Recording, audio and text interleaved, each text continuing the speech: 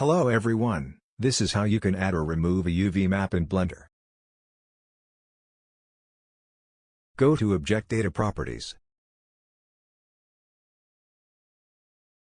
You can click to add the UV map or remove it from here.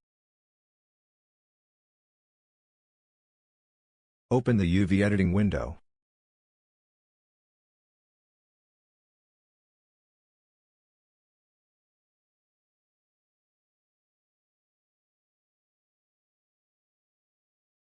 Then press U button on keyboard to open the UV mapping menu. Click Unwrap to add new UV map. There is several unwrapping options. Choose the right one for you.